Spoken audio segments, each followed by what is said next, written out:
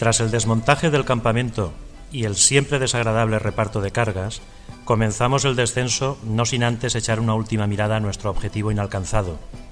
Parece como si con un guiño de complicidad nos despida con un «hasta pronto».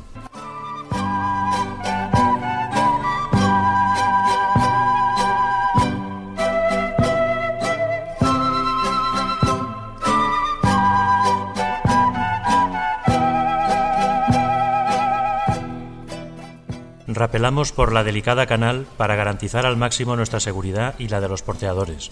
Nuestras mochilas siguen pesando demasiado.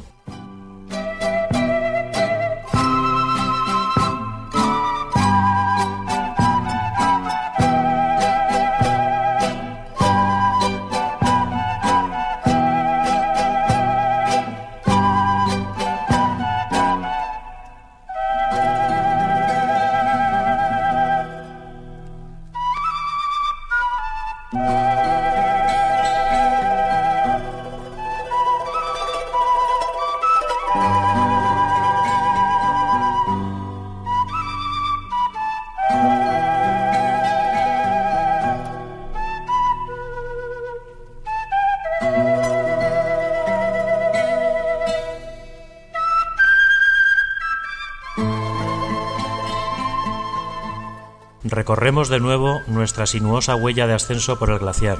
Debido al efecto del sol, las grietas van agrandándose, lo que nos obliga a saltarlas con sumo cuidado, ya que una caída sería fatal.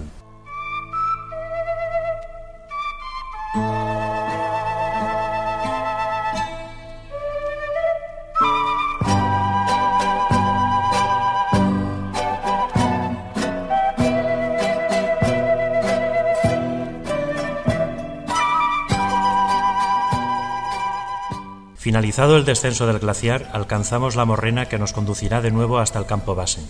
En las próximas jornadas, las mulas nos liberarán de una parte importante del peso de nuestras mochilas, lo que ya vamos necesitando con urgencia.